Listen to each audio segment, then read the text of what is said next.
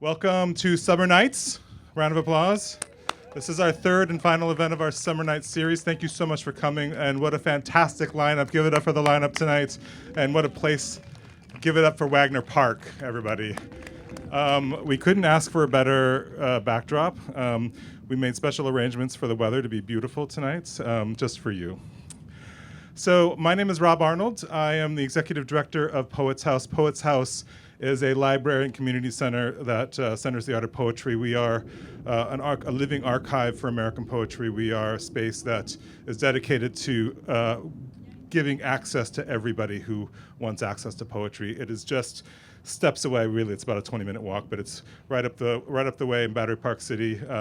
And if you don't know it, you definitely should. We have events like this all the time. But we couldn't do any of this without the support of some amazing collaborators, so I want to hear you give it up for our partners in rhyme, the Poetry Coalition. Thank you so much to the Poetry Coalition, and to our dear friends, the Battery Park City Authority. Give it up. So Battery Park City, they not only brought you this stunning park, they not only brought you tonight's event and so many others like it at Poets House. I cannot say enough good things about them because they do all those things and more. They are thought partners, they're mind readers, they are eternally patient, truly generous partners, and they are true believers in the power of the arts and in the power of poetry. So give the Battery Park City Authority a huge round of applause, and please welcome Rayan Makati. Thank you so much, Rob, and thank you to Poets House for being our wonderful collaborators for this evening and many, many other programs throughout Battery Park City. My name is Rayan Makati. I'm the Assistant Director of Community Partnerships and Public Art here at Battery Park City Authority, and I'm so pleased to welcome you to the brand new Wagner Park. We are really happy to welcome our partners, Poets House, and the other arts and culture organizations that we fund and work with to bring programming to this park and every other public space within Battery Park City. It's particularly special to be here in Wagner, which is a real material evidence of the Battery Park City Authority and our partners' dedication to resiliency and sustainability. This park will protect parts of Lower Manhattan from climate change, from rising sea levels, from all the difficult environmental issues that we will deal with in our lifetime. So it's really wonderful to be here with you, celebrating the ideas of resiliency and sustainability through the arts, through poetry, and through music. I want to give a big thank you once again to Poets House and the fantastic staff at Poets House. Let's give them a round of applause. As well as my colleagues in Battery Park City Authority, who you'll see around you working tonight and working throughout the next year on this park and every other public space in Battery Park City, keeping it clean, keeping it accessible, making sure our arts and culture partners like Poets House can do free public programming for everybody, for everyone to feel welcome in all of our public spaces. So once more, a round of applause for all of Poets House and Battery Park City Authority, and all of you for coming as well and supporting the arts. Thank you so much.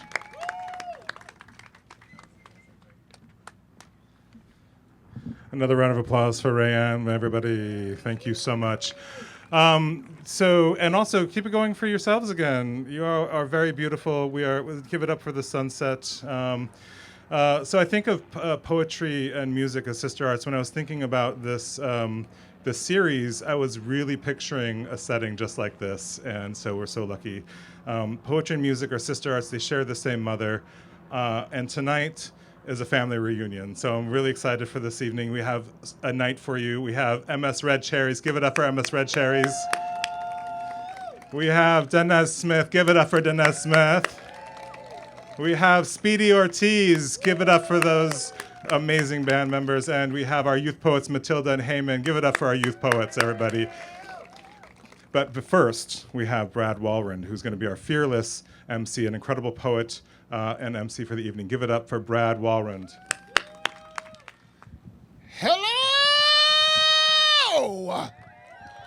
Wagner Park! Welcome! Oops! Ooh, what am I gonna do now?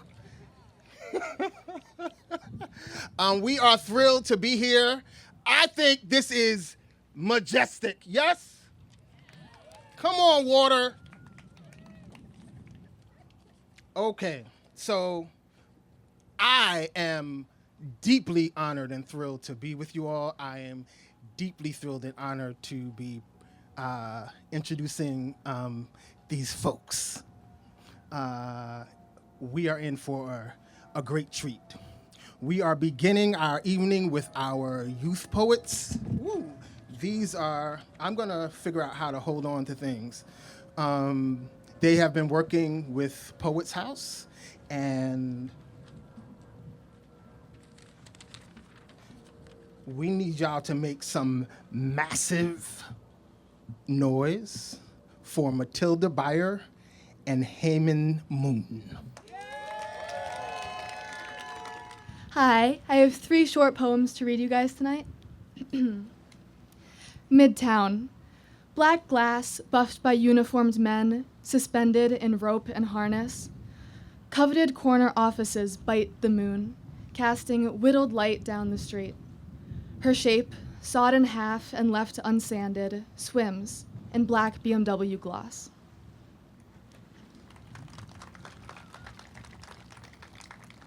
Saturday market. Fish cooks under red sun perched on rooftops and cries. Tears irrigate cobblestone and salmon weeps with cod.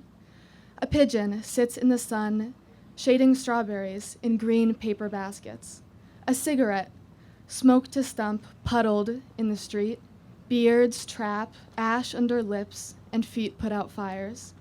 Dogs watch from church steps, saints over shoulders. Glass arms, legs, and chests, stretched and bright on stone.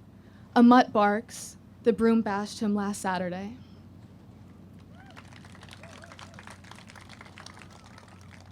School nights in summer. A holding hand drags me down the Hudson River, up that way, a doctor's appointment next week. Follow my finger, pointing, by the toy pirate ship. My favorite brand of chips, Bob's and brown water. Actually, the sunset turned the river pink. The Hudson has taken her lights, splashed them into a shiny mosaic of plastic bottles and pink. Effortless and so not boring, like that beautiful girl who'd return a borrowed shirt as a reminder of what you are not. The hand, sticky with humidity, pulls mine right, away from the pink and towards the gray. Thank you. Hello, everyone. As Brad said, my name is Heyman Moon, and today I will be reading the poem Breathing Busan, which is a love letter to the hometown that my parents grew up in and where I spent my summers growing up. So please enjoy. Breathing Busan. Breathe in. Crisp, earthy air flutters past a nest of limbs, sprawled still under the spell of a moon not yet withdrawn to its quarters. Oh, silvery beacon in the blue, its train casts shades with lush spillage across the bamboo mat. Sleep-ridden eyes peel open to cicadas buzzing, the rattling of vendors bellowing, "Subak 사세요, come get your watermelons." The unmistakable rouse of a Busan morning. As the dim, solemn seconds of dawn are greeted by the warm blanket of the sun, there echoes the careful sound of shower slippers shuffling out the door, dew slipping off fresh greens, the bristling of grandma's produce stirring in the garden, their minty breath catching the sinus in a jolt. Rooftops strewn with pattering fabrics decorate the otherwise colorless horizon. A lull holds all but chirping in an early trance. Breathe out.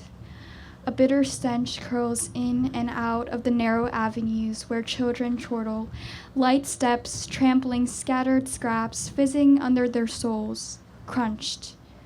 In their wake are cigarette butts, bodies compressed and situated sullenly between cement crevices. The same bitterness hangs heavy around gates commonplace for congregating little ones with their identical buzz cuts and vivid backpacks around the salons where aunties snip and buzz away and through the bars of my window. It reeks and lingers almost tauntingly. Breathe in. Stooping down the enclosed staircase to the bathhouse, all senses become enveloped in a familiar, nutty scent, the smell of mold, but recognized in memory as the waft of a childhood home. As the hours persist against sultry heat waves, customers dally in and ears accustomed to the undulating waves of satsuri run between elderly. Those same vendors who don their cloth aprons and rosy red rubber gloves. Inside the little counter, a routinely exchange of money for bath basket and complimentary chatter occur, humming to the rhythm of suburban business. Breathe out. Relentless beeps interrupt the city's hum, and the heart races at the mere distance of an inch, separating the two murmuring vehicles both awaiting the red light ahead. Fingers nervously clasped around the swinging overhead handle, body lurching, head bumping, mind relieved when, finally, the doors whoosh open. Enveloped in the departing gust of public transit AC and the demanding hug of 95-degree fervor, I breathe and breathe and breathe to the beating pulse of this bustling yet quiescent, hush but ever so thrumming heart. Thank you. All praises to young emerging voices. All us poets got to begin somewhere. Why not here? Next up, MS RedCherries.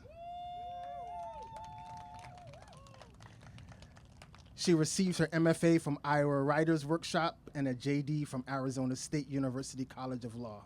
She is a citizen of the Northern Cheyenne Nation and lives in New York City. Her debut collection, Mother, Penguin Books, was a finalist for the National Book Award. MS Cherries!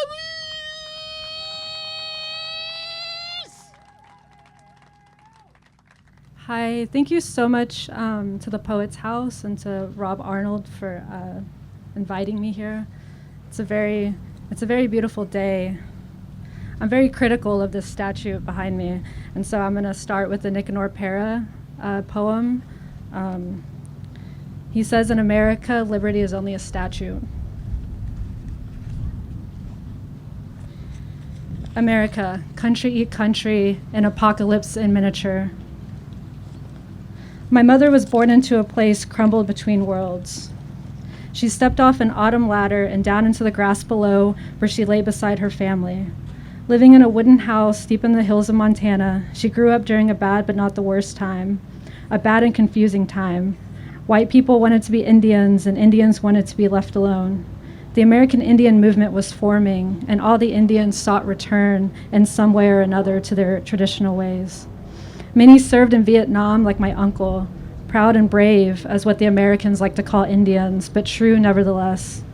My mother was the proudest and bravest Indian I knew, standing so tall the clouds looked at her from both sides. Born in an unkind century, my mother was remarkably Indian. She had black hair, dark skin, and could speak our language. She lived generations in an open burial that illuminated generations. She is the micro blip of chasm that erodes the universe. She said that we try to bury our histories to find our futures, the ones we want to forget, but the ones we always remember. She pointed to a hawk in the sky, but it turned out to be a plastic bag. She was always a slippery, marbled edge memory on its face, but when she spoke, I listened. Thank you. My father noticed my distrust of the landscape as I saw it through his life. America never looked for us at all, but I'm better with you.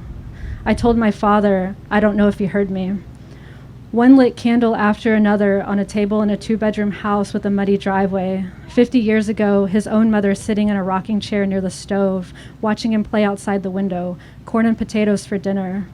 His mother scratches her hand until it bleeds and asks the Catholic priest for forgiveness. But forgiveness from who? And at 30, she dies from diabetes. No concrete bedder, no marble statue erected in anyone's honor except at the Catholic Church, a saint. When I saw my father's cedar coffin laying at the front of the church beneath the priest's hand, it made me feel small and raging, but at who? Cheyenne songs in Mass and Catholic prayers, ideas that don't work out in the long run in a church that was built to resemble a teepee, burning cedar near a cedar box. I look at my feet, black heels and a black dress. I am wearing black in a Catholic church attending my father's funeral, walking out to the burial site. It is cold outside, and the ground is so frozen that my heels do not sink into the clay. Father, is it too late to tell you, when Mother called me every Christmas and every birthday, did you know that I wished for you? And the last time you called me, you said it was so cold that your chest hurt, and it was this cold.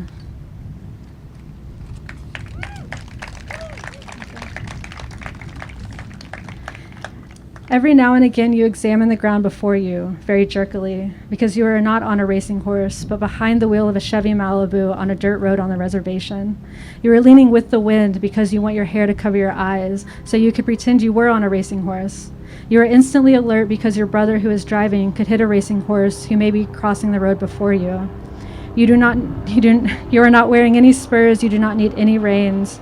The racing horse will take you to a place where the land that was once gone is now back, and your horse's head and neck are actually yours. Thanks. My older brother used to say that he was 1,992 years old, until I told him that that was just his birth year. I would tell him I was a 20th century orphan, always feeling that the rocking horse beneath me might turn to dust, into mud, and I would rise on real horseback, craving the taste of dead meat. But we were both the sandwich generation, born with enough steady anger about the world we had been given, but we always needed each other, and we always had each other within ourselves. His die cast on fast times, and he lived on fast times, on this land, the land that we've been born since time immemorial.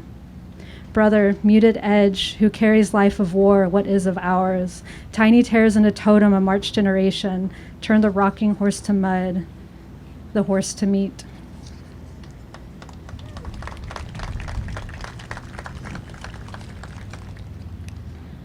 Mother, I am picking up speed and the ice is getting thicker. I am on my way to see you. I am coming to see you.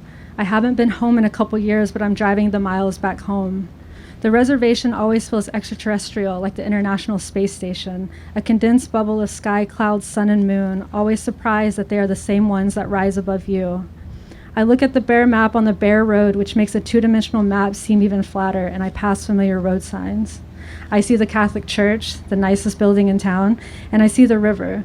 I'm looking at the river and I'm remembering a story you told me about my sister. You said she once got so drunk during a party she fell into the river and forgot how to swim, and then someone pulled her out.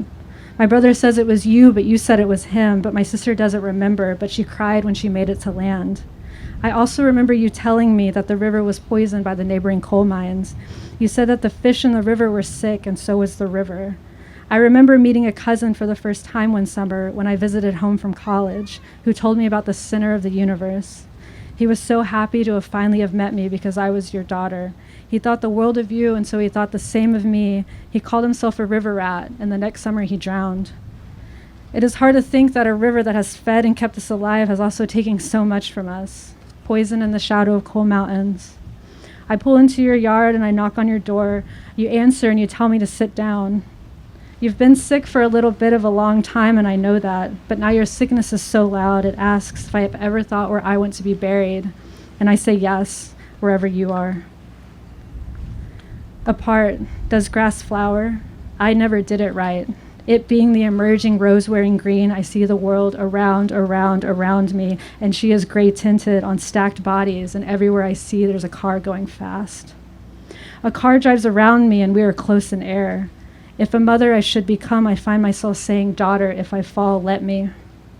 My God has many lovers. And when I got an envelope reading official U.S. government mail from the Department of Interior, I thought my citizenship got revoked for being Indian, but it was just the government saying, I now own .1487858.9 acres in Montana for my mother, along with the .577363 acres I have in Oklahoma for my father. And the letter says, I am the victor, I wear the crown. My God has many lovers who say this world is special and yours is not. And the letterhead opens and eats itself, telling me Jesus is the answer of peace.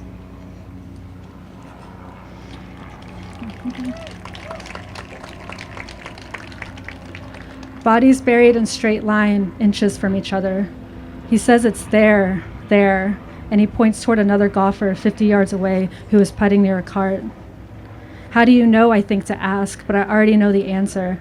I am so far past myself and out of place, an Indian at a country club, that no map could find me in the middle of a South Dakota golf course. On the north side of a cedar fence, I walk towards a sign that reads, absolutely no play from cemetery. I walk further into the cemetery and I find a plaque on concrete. Names of Indians buried in Hiawatha Asylum Cemetery. Longtime owl woman, Edith Standing Bear, Alice Short, Innipaw, Baby Ruth Innipaw, Blue Sky, Maggie Snow, Maud Magpie, Sits in It, Baby Caldwell, Big Day, Tom Floodwood, Josephine Big Name, James Two Crows, John Colafire, Edward Hedges, Guy Crowneck, James Crow Lightning, James Blackeye. I read your name, grandmother, mother, is this the end? Thank you. Can the MC read a poem? Are you sure? Okay. Thank you.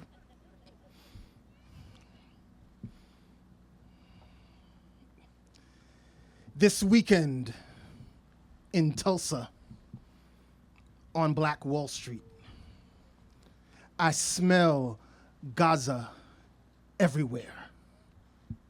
The coiled rage, the soot-eye terror, the roasted houses of worship, the all-American aneurysm waiting to explode. We all exist in the trench of a Keith Haring line. The pop-ups are everywhere, and yours. Can you draw yourself into an icon out of Kutztown? X is the billionaire's pedigree. Consumption is the unholiest form of death. Desire is that freshly opened window in the heart of every mountain. Sex is the pipe organ inside a grain of mustard seed. The art of love is this. The self's faith, even in its own betrayal, a stroke that runs and curves and stops and wanders and breaks long enough to hold us. Which new pandemic was it? Spiraled us back to this piglet presidency.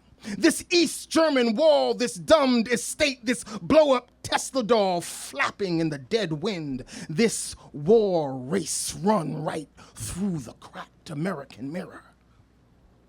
Go ahead, banish the undocumented to their cliffs.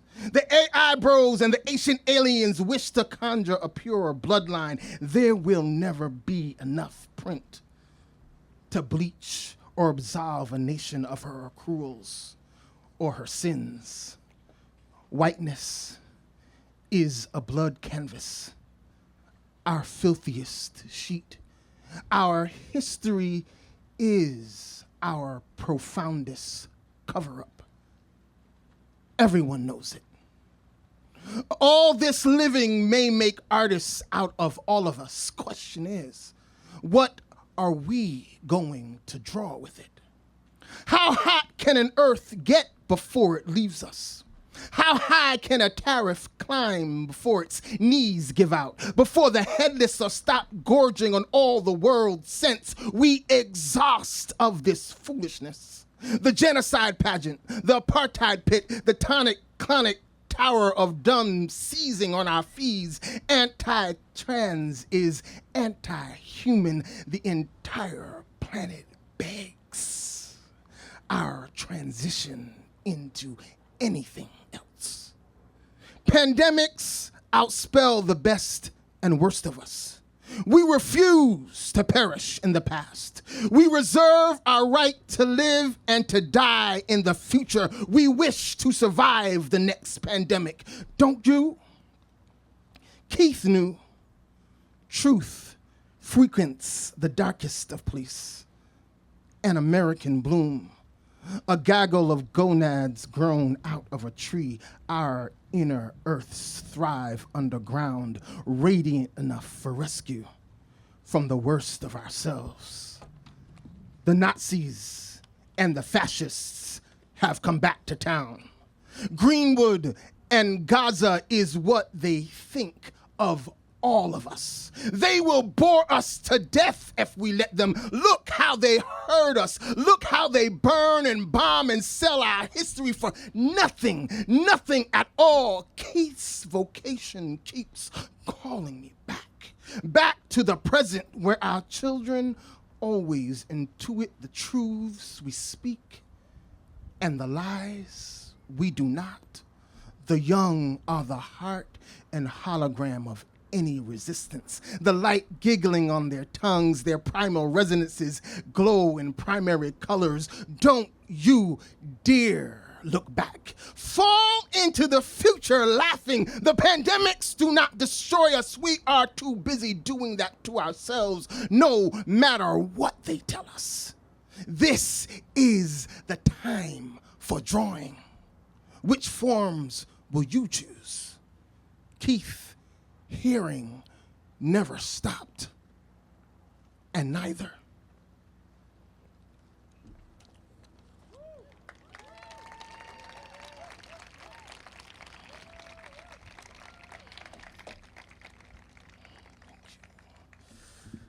Danez Smith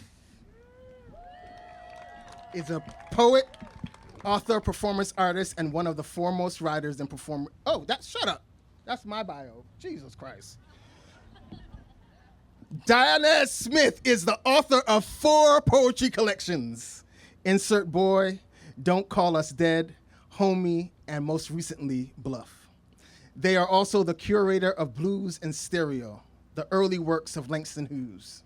For their work, Danez was won the Forward Prize for Best Collection, the Minnesota Book Award in Poetry, the Lambda Literary Award for Gay Poetry, the Kate Tufts Discovery Award, and have been a finalist for the NAACP Image Award in Poetry. The National Book Critics Circle Award, the National Book Award, as well as an array of grants, fellowships, and residencies, including a National Endowment for the Arts Fellowship and the Princeton Arts Fellowship. Danez lives in the Twin Cities with their people and teaches at the Randolph College MFA program and the Black Youth Healing Arts Center in St. Paul, Minnesota. Danez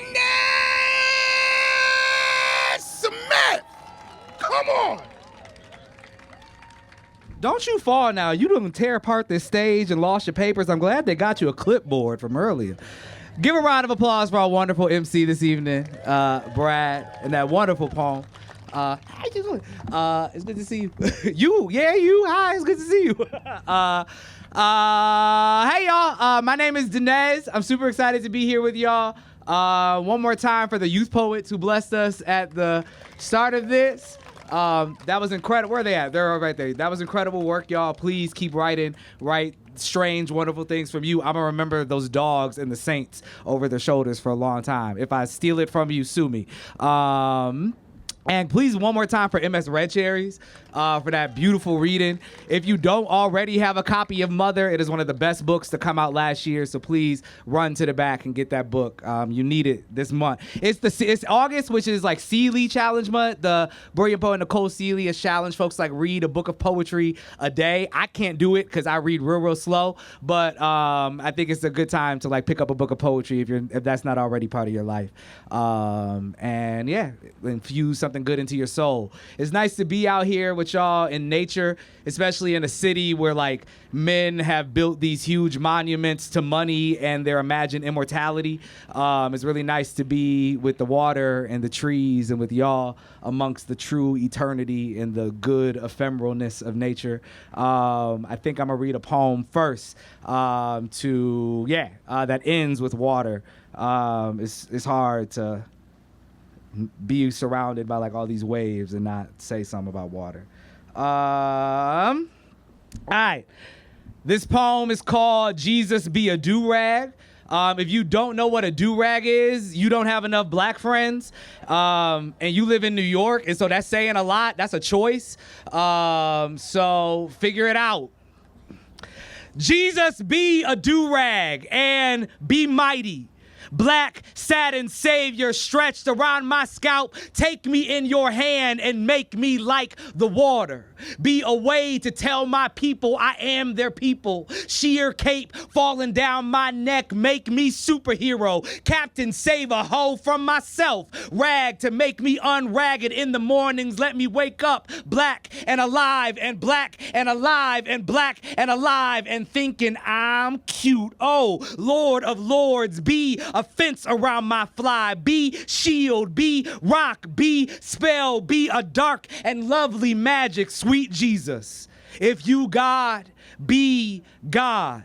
Let whatever reaches toward us to end us slick pass. Let America drown in our waves. If a bullet must touch us, let it graze soft as bristle brush. Let us spill no blood on a day we feel beautiful and we be beautiful. Let us know it. Be casket sharp and banned from early caskets. No black person will die in this poem, but these waves might hurt somebody. Watch yourself. Swim good. Be happy we sleep with these rags on. I heard a story once about a boy who brushed his hair for 40 days and 40 nights, and when he finally slept, he forgot to wrap his ocean up. Same night, mamas started crawling from his hairline carrying babies. Men climbed out his waves like they had just jumped off the boat. A wet army necromance from naps. See, this hair is a right kind of holy. See, it's not hair at all. On top of our dome, a prayer carrying us home. Beautiful. All right.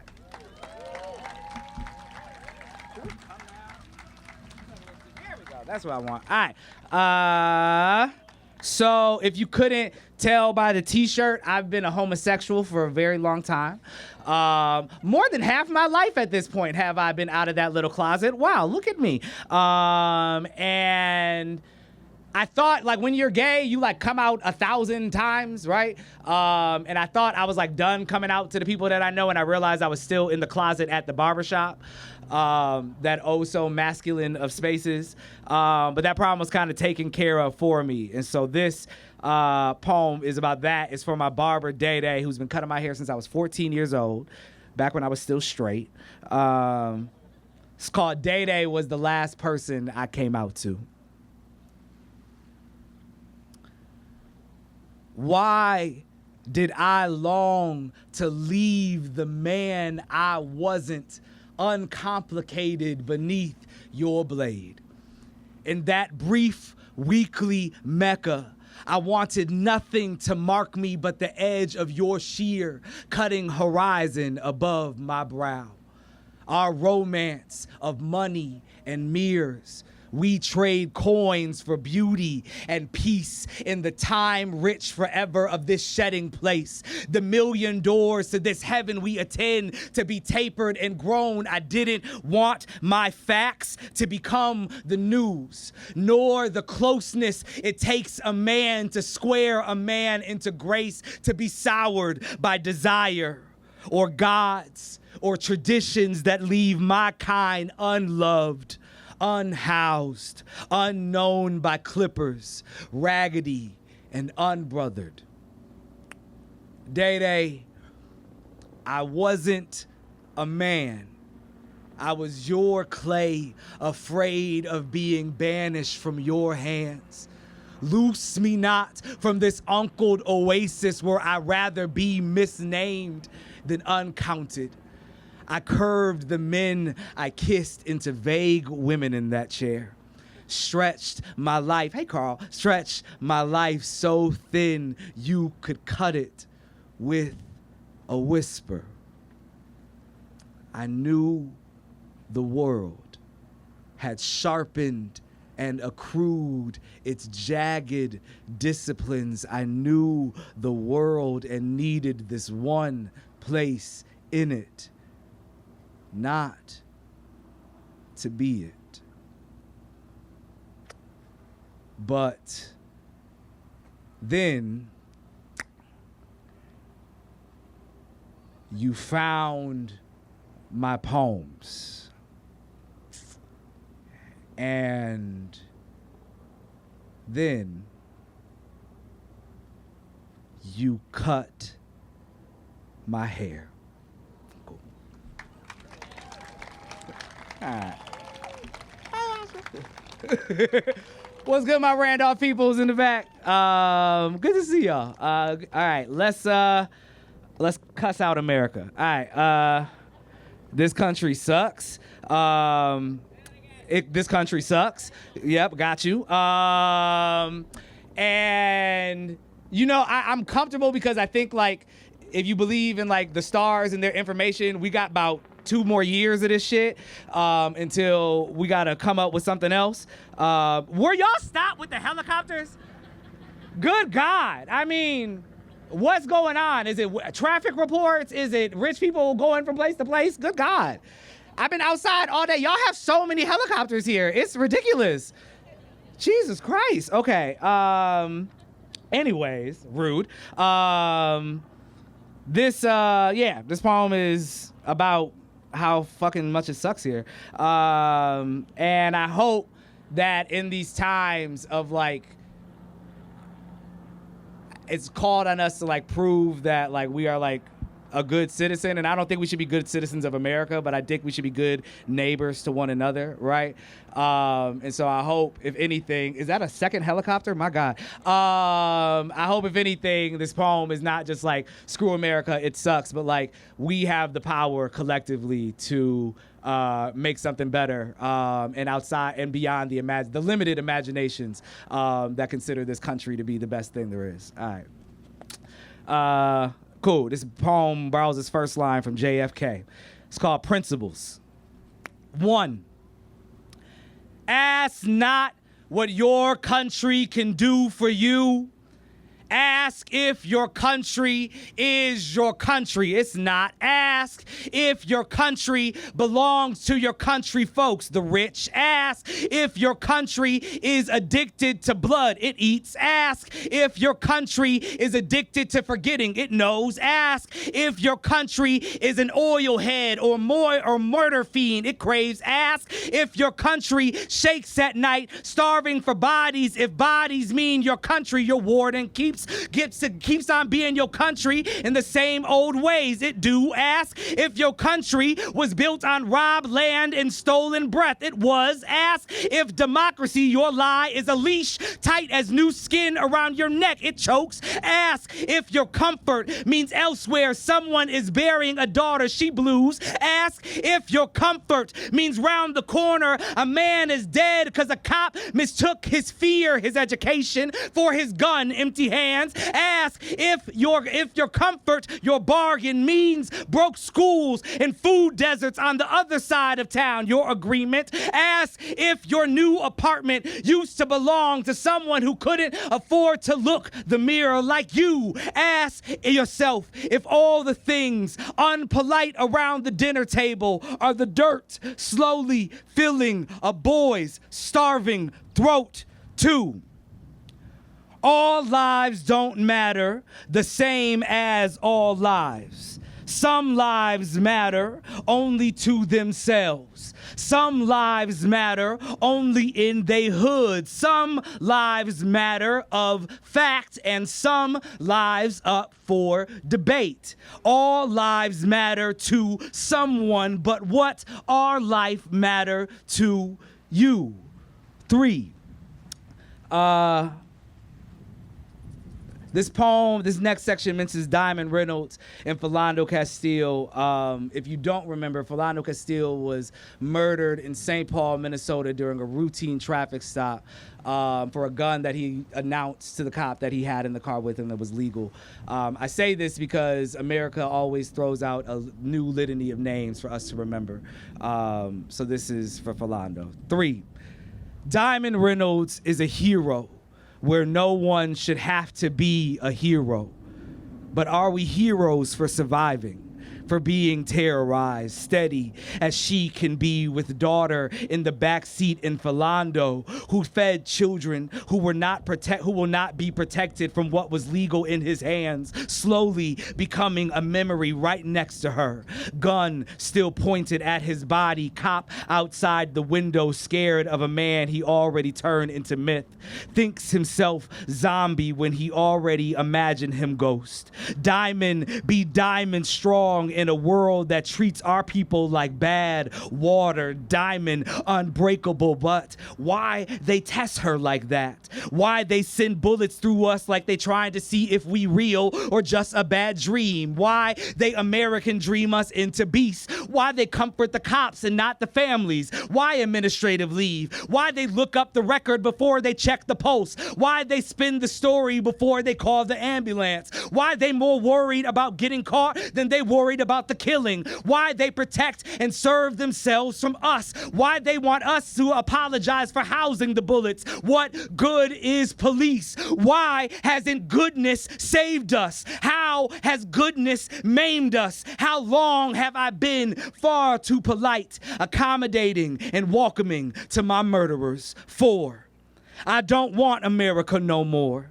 I want to be a citizen of something new. I want a country for the immigrant hero. I want a country where joy is indigenous as the people. I want a country that keeps its word. I want to not be scared to drink the water. I want a country that don't bomb other countries. I want a country that don't treat its people like a virus. I want a country not trying to cure itself of me. I want a country that treats my mama right. I want a land where my sister can be free. I want a country that don't look at me and my man and think of where and how we should burn. I want a nation under a kinder God. I want justice the verb, not justice the dream. I want what was promised to me. I want 40 acres and a vote that matters. I want no more prisons and a mule. I want all lives to matter. I want to be over race, but race ain't over me. I want peace. I want equity. I want guns to be melted into a mosque, a church, someplace fit for us to pray towards better gods. And I want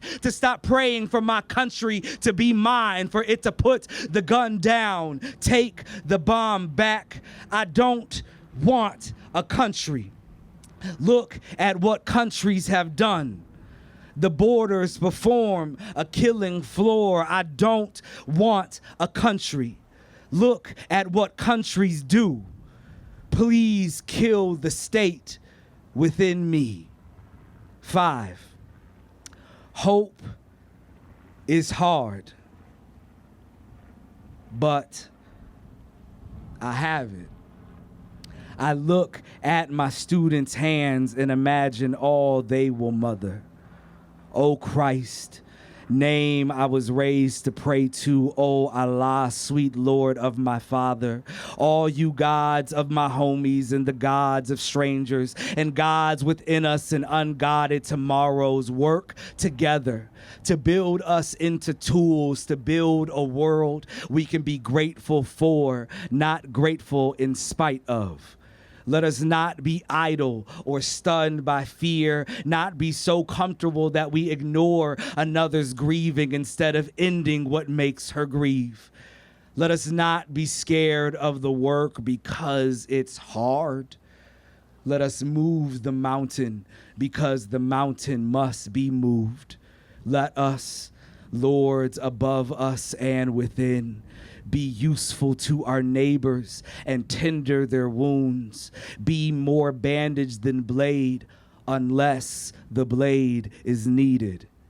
Then let us be a plague against what does not bring us closer to home. Let us be deadly to whatever fails us and to whom. Cool.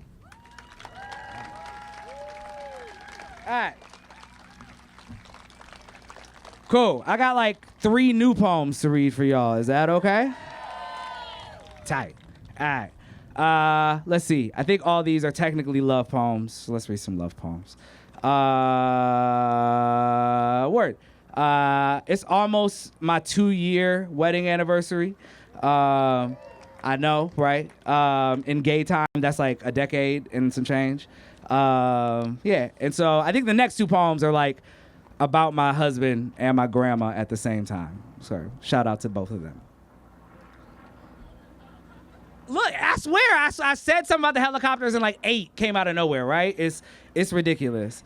I didn't know I was so anti-helicopter until I came to this trip. All right. This poem is called Dear Time. It's a letter to time itself. All right. Dear Time, now married, I'm in you different. In love, deeper, legally, under God and in front of my mama. I know love different. Love is a measure of you. To love is to say, I put my time next to your time. I tie your time round my breath, sink my life to your chance. Stupid love. Stupider still to get married. I tie my time to you who knows most intimately what is wrong with me, who has seen me at my most naked, ass out, my toothless ashy soul, naked and cold and shameful in front of God. What a thing, love. I am so happy to be stupid this way. There's a scar on the sidewalk out our back door, a break in the ground that some days looks like a heart and some days looks like Mexico. That's racist. He's not Mexican, but the first time my grandma was asking questions about him, she asked, what kind of Mexican is he?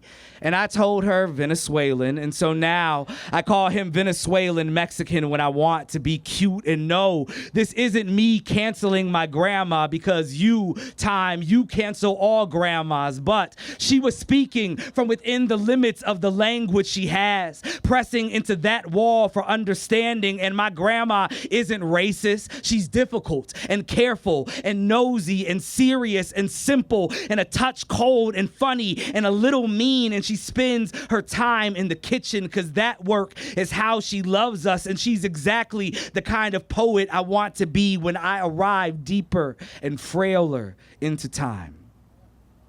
So much of her time she tied up in a man whose hands would cut through space to misunderstand her, to blacken the days around her eyes. And she says she loved him, loves him, will love him. Who could we be if time loved us? If we spent our time in love? If we could see what love has in store for us? Who did I marry? What kind of poet will I be at the edge of him?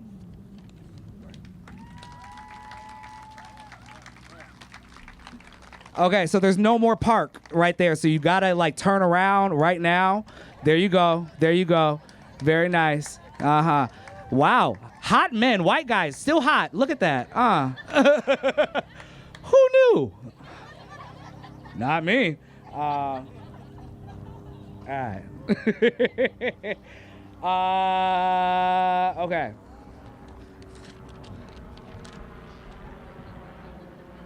Did I offend you? Like, what's wrong, bro? Okay, cool. Do they intensify at night? Is that a thing that happens? Okay. All right. I think This is, never mind. I'm going to just read it and deal with him being mad at me later. Okay, cool. My husband hates this poem, but I love it, and it makes people cry. All right. This is called What's Love? Genuine concern for someone else's digestion.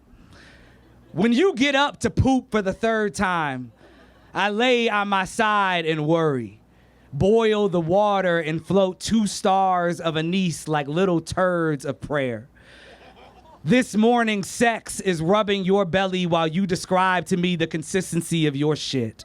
Solid, liquid, gas, broken and green, I listen to your science. Prescribe ginger, pot liquor, rice, apples, prayer, burnt toast, I run the list down.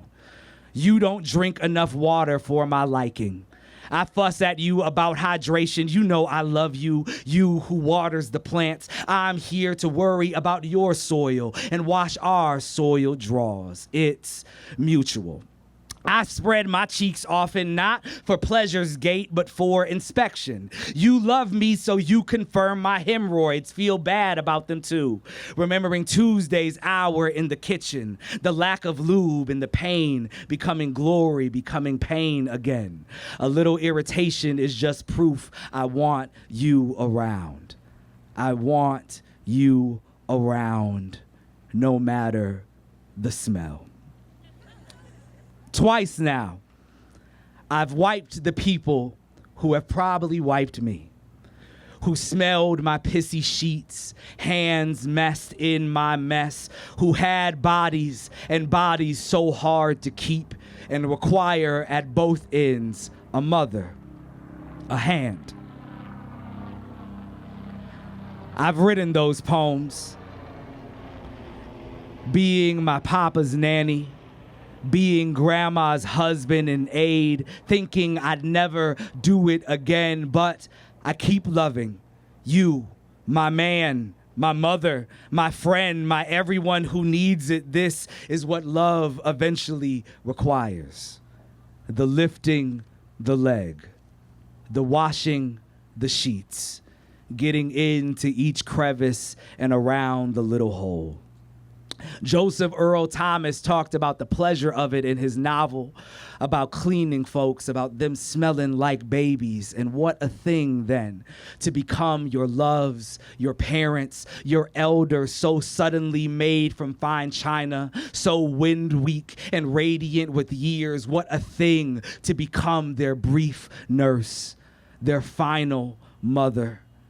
I know the umbilical cord is a two-way street, and there are things far thicker than blood, like a vow, like gold, like shit. And I know the crown of love has been placed, thank God, on my head too.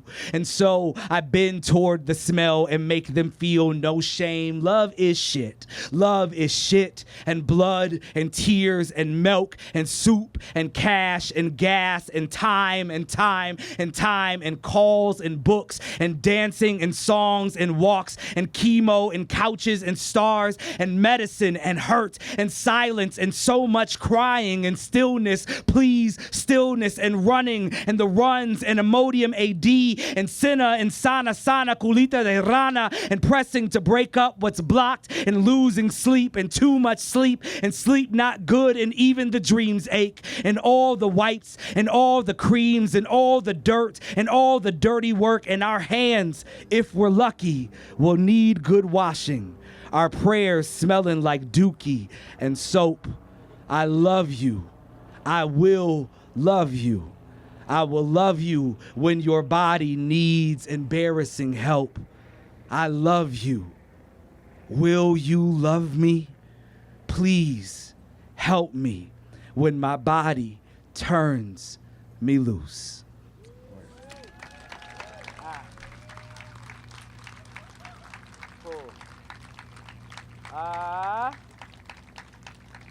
All right, beautiful. All right, word. So then one more poem. Yeah, then I'm gonna sit my ass down. Maybe two. This is for Claire Schwartz, who's a brilliant poet. You should buy her book, Civil Service. It's one of the best books I read in the last 10 years. She is also the editor at Jewish Currents, which is an amazing magazine.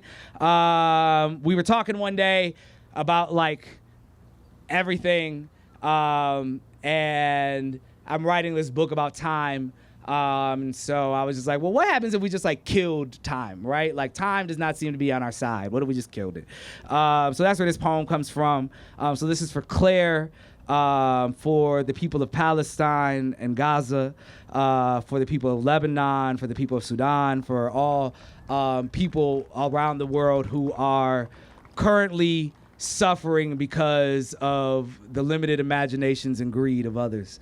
May none of us none of us are free until we're all free, and may that day come sometime soon within our lifetime.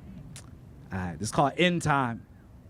Also, shout out to the person over here in the Teflon dress. You're tight. That's real cute. I want that. I was mad when it sold out. All right, cool. End Time. So much someday due to us, the right tomorrow always on delay. So much soon gone rotten in the barrel, and don't get me started on the never now future. I say we kill time, since killing God did nada. I say we cut time open and find what's owed to us. And it might make a mess. The dinosaurs might learn Greek. The slaves could escape on spaceships, Carnival cruise ships on rescue missions, fleeing Auschwitz, riding waves of earth. Maybe a hole would open under every king, slaver, or banker. Maybe gutted time would rearrange itself. Maybe never a Nakba. Maybe the bomb would be faulty, falling in Nagasaki with a thud and not a boom. Maybe the birds would be our presidents and sign treaties with the rodents and the fish. Maybe no grandma would ever die. Maybe they just get older and older until they fall asleep in the good chair, chest rising and falling forever like a blessed tide. Maybe none of our grandfathers were ever soldiers. Maybe no war. Maybe they became dancers, librettists, florists, teachers. Maybe they married the boy after all. Maybe dead men come back at peace with the country within them. Maybe there'd be no America. Maybe Europe would just stay in Europe. Maybe Columbus would be a rumor haunting the ocean, hungry for shore. Maybe one Korea. Maybe an Africa untouched. Maybe Marx would have nothing to write about, spend his life on a farm with Fanon raising dodos. Maybe we'd cut time's head off and out would come a table made from yesterday, piled high with the bread and the fruit and the rice and the wine, and not a single thing that breathes or mothers. Maybe all our mothers come crawling out of time. They sit at the table, crave from a tree that's they sit at a table carved from a tree that has never heard of a noose. Maybe we wash their feet in roses and oil. Maybe every father says a prayer that sounds like sorry. Maybe they have nothing to be sorry for. Maybe they have no hands. Maybe there's music playing. Maybe it's just the drum of an infant's heart with a mic pressed to her chest as she's being tickled. Maybe all the children are alive. Maybe all the children are alive. All the children will live. All the children will live. All the children will live. All the children will live. All the children alive. All the children alive. All the children alive. All the children alive. The children alive. The children alive. The children alive. The children alive. Oh, my friend, my friend, my friend, I say we get the blades. Cool. Word. And I think, because I remember the schedule, I got time for like 1 3-minute poem. Crap. What do I read? Maybe a poem about a drag queen? Tight. All right. Yeah, this feels appropriate. I went to the Stonewall today. Let's read this poem. Support your local drag queens. And shout out to everybody queer and trans in the audience, particularly if you black. Just because you extra special to me. But all y'all for sure. So poetry happens sometimes when you get real drunk and then you think a poem. I don't know if this poem is good, but I like it. I was real drunk off tequila one night, and this drag queen looked horrible, but she was doing amazing. And it inspired this poem. All right. Queen performing, and I'm telling you I'm not going, in a blue dress, saloon bar, Minneapolis, July 2022.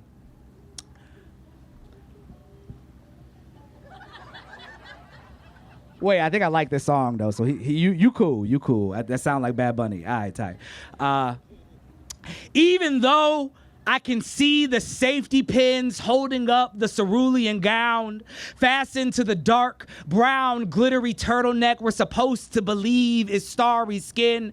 Even if the wig is cheap, blonde, and begging your neck to stay still should it fall and reveal those fuzzy cornrows under your play cousin's old stockings. Even if the light isn't dim enough to make the plastic look like jewels, or if the corset's outline is a cracked bone beneath the blue stretch fabric, neon and unforgiving, the lipstick a shade too light, the rouge a touch too much. The song is running through you like a July black skies electric kink. I'm here weeping at your feet, $3 held out like a first prayer or the last prayer before the rest of your life. Who has seen me barely held together, not worth a dime or a damn night, stained under eyes, blood broken, begging a coffin nearer, and soonish my blues, the only thing to my name, walking out on me. I had no will, I had no way, and I still am. I was so close to the close of my era, my period, thank God, turned to commas, enough to make the rent, the lights, to eat, to hand a woman raggedy and divine what I can spare to lose. Released, spared from my own midnight plots, the long blurred years I slugged after my blood turned to shit, leaking flies when I cried. Now the same blood that seeks to end me, that I sought to end, keeps me alive. What? My blues keeps me warm, not blue-lipped, not cold and unmourned. How? I'm not gonna leave you. I'm telling you, tomorrow is what the stars told me waits at their edge. The sun is just a brighter night. We survive more than we know. Oh, my fragile and fabulous fam. You black late come daughters. You black dusk found sons. You black blues born somebodies, hooked here by blessings too small to call miracles. We can outlive our nightmares into our dreams, girl. You like me who blueprinted your own finale. You like me who script your murderers in your enemy's behalf. I'm telling you, I'm staying, and you. Thank you. Danez Smith! Big up to Poet's House. I'm so happy y'all asked me to do this. Big up to all the poets. If you don't know by now, poets are among the most courageous people on earth. Thank you for your work. Everybody, we got Matilda Bayer. We got Heyman Moon. We got Brad Walrond. We got RedCherries. We got Danez Smith. Bless you all for your work. Thank you for Wagner Park. Thank you for Battery Park City Authority.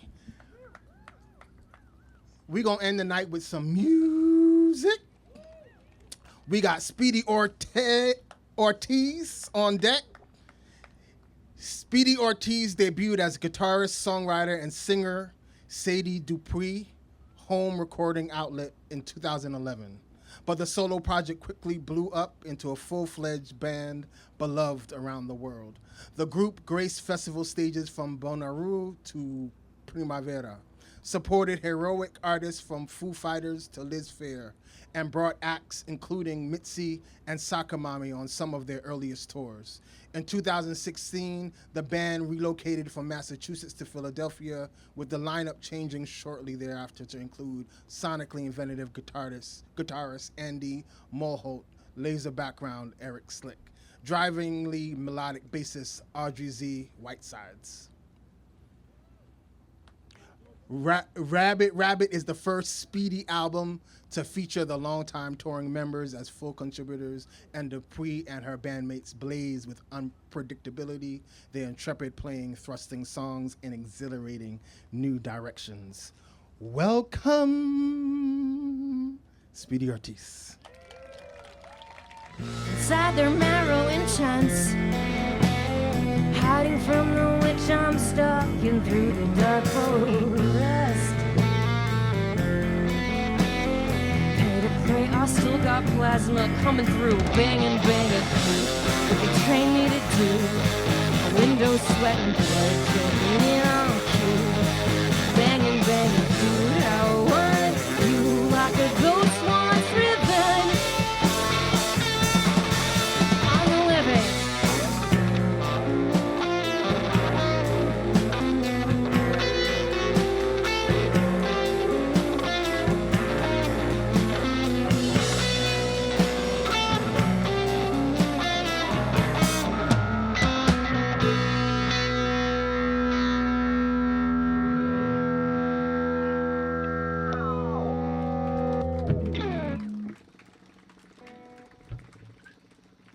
That was a song about a friendly little ghost.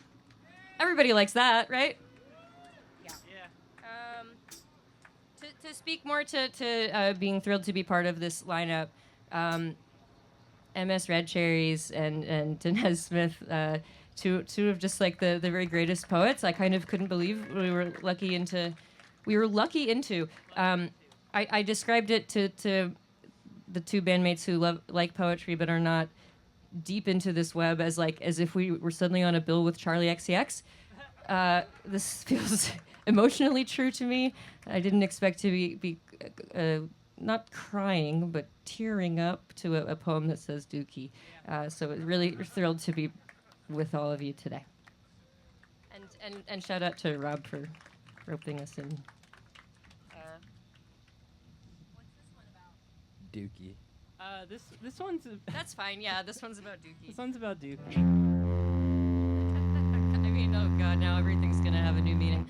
Show me mine, I'll show you yours. I'm discovering everybody's got bed sores, better, and clean my skin or scratch it up.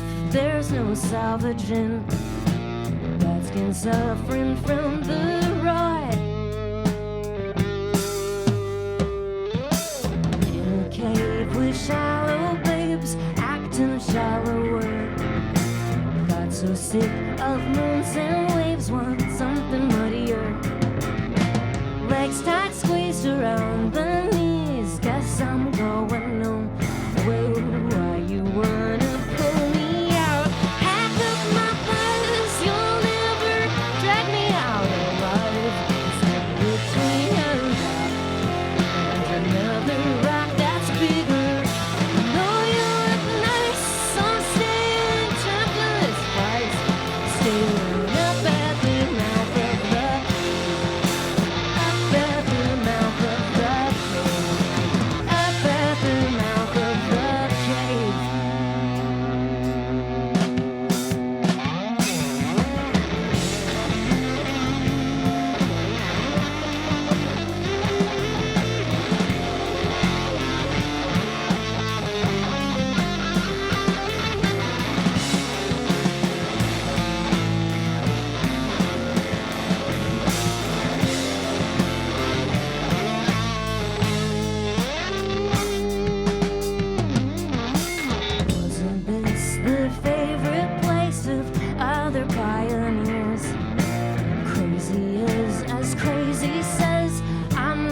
crazy here. For you, or am I just bored staring into an unknown dark? Crazy is now crazy talks. Half of my thighs, you'll never drag me out alive. Step between the rock and another rock that's bigger. Though you look nice, I'm staying trapped in this vice, staring up at the mouth of the cave. Up at the mouth of the cave. Up at the mouth of the cave.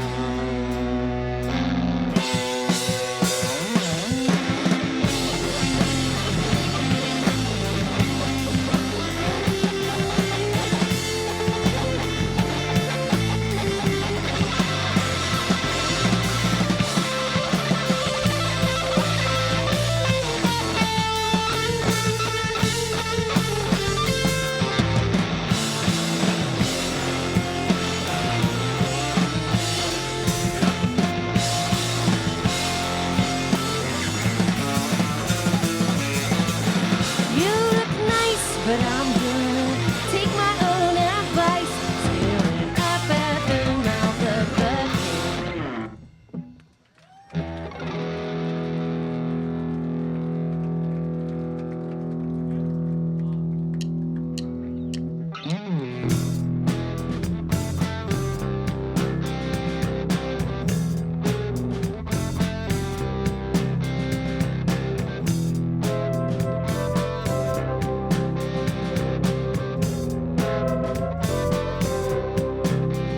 We're the French club dropouts, but we never got excused from class.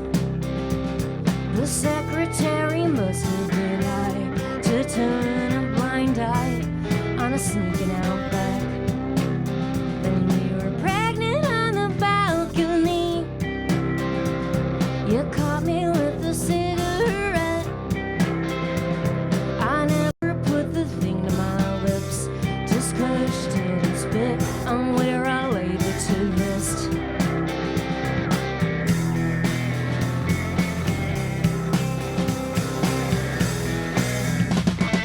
I was the best at being second place, but now I'm just a runner-up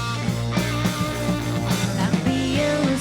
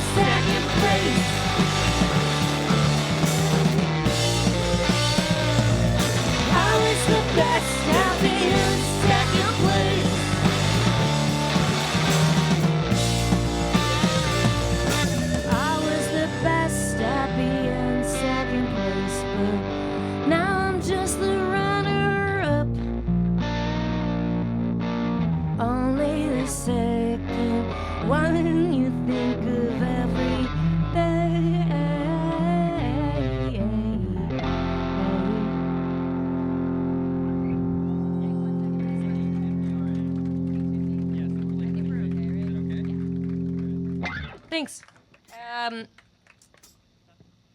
Yeah. Our poet predecessors have rightfully pointed out the fucked upness of being in America.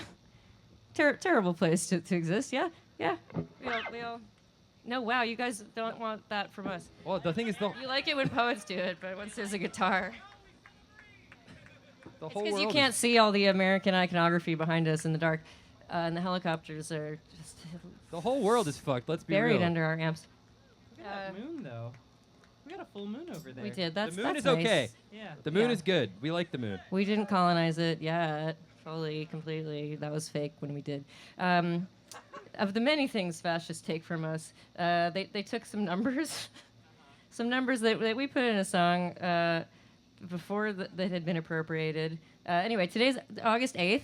My mom is here. She can attest this was my due date. I was meant to be born on August 8th, 1988. It's auspicious, right? But yeah, I'm not letting them have that number. We're going to play a song. It's called Lucky 88. It means something else to some people, but not to us. We have a lot of faith in...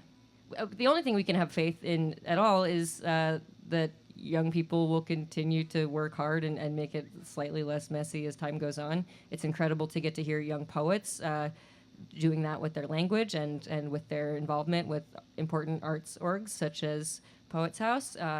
So yeah, we'll play this song, and this is in tribute not only to the nice numerical lineup we have today of August 8th, but to the young poets who read, who were incredible.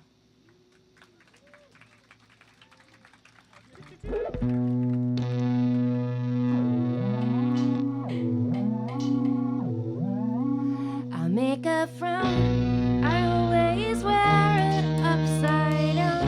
It's very dark out here. Life is carnage, I once was lost, and now I'm floundered. I'm running late for my February date. Burn me late, could you smile while you do it? I don't care anymore.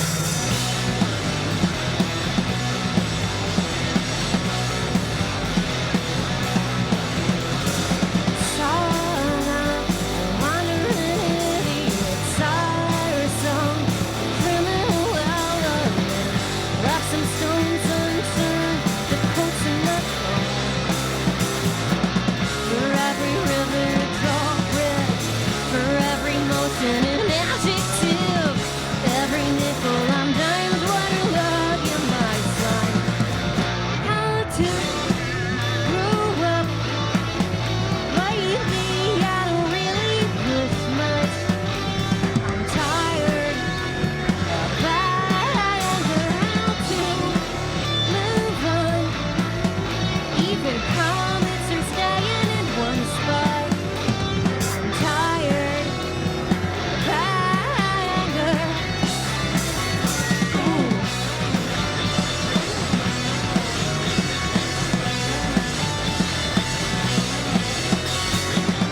They split by lost components.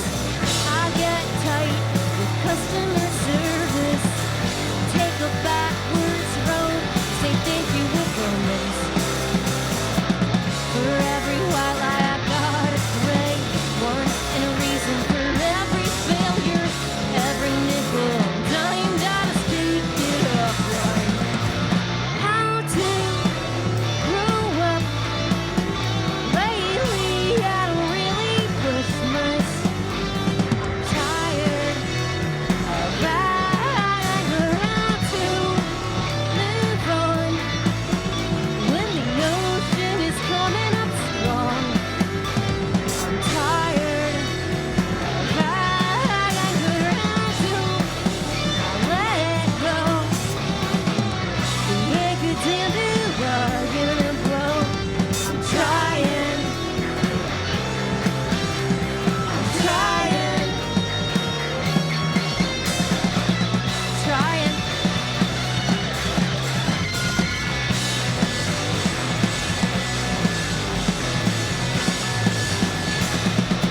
Thanks for Speedy Ortiz.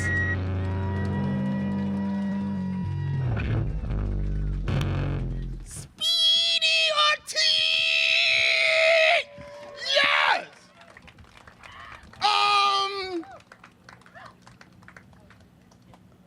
I'm gonna close this out with a poem. Is that okay? Thank you, everyone. Thank you, Post House. Thank you, Wagner Park. Thank you, Wagner Park. Thank you, no to the helicopters. This is my book, Everywhere Alien. It came out last year. I realized in the car over here, next week is the anniversary date, 8/13. I'm gonna read the poem from Everywhere Alien, the Everywhere Alien poem. And when I wrote it in the first tense. I'm gonna read it in the collective plural because we are who we need. We are unabridged. Walk over us at your peril. We are your fix, broken free. We are an infinity imbibing time, an ancestor's scribe born without papers, aroused and wet. Whose liquidity are we? We are absolved of gender at orgasm. We engender billions of beings. Our clouds are not safe deposit boxes. Google won't have us found. No cookies bear our namesake. No cookies bear our namesake. Nations stymie with a kiss. An empire's progeny infuse the pan sauces that survive. We are the black, called the kettle. Just to say we love you and we think you're hot. How high is Colorado really? If we've only now discovered pot is the alchemy of the gods. Porridge is not a medicine, it is simply good for you. I is the divine prototype come up out of Africa. Consciousness is God's multiple personality disorder. We believe belief belies an antonym and live language, the absence of death, bereaved of its metaphysical powers, dead as in the end of dying. Metaphor is magic. Insists illusions beget quantum mechanics. Even now, follow us up We have already been all the things we wished we had never been. This, the very definition of ambition, to make ourselves of movement. Sans desire, time is a stressed out, flaccid thing. Desire is aboriginally human. Desire matters our universe. At our absolute best, we are all self-starters, self-inflicted victims of arson. Watch us burn, baby. We are flaming flames, unflappable as the wind. The wind is a pusher, man. Top and bottom are equivalent dimensions. All equilibrium spell boring. Over and over again. Yes, we are nomad and normal absence our universe. Thick with desire, replete with the darkest matter. We are everywhere. Alien, except in our own skin. We are everywhere.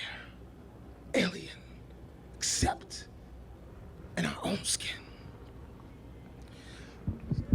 Danez Smith and us RedCherries, our youth poets, Powerhouse. Thanks to the audience for tribing with us. And Speedy Ortiz, thank you for the music. Yeah!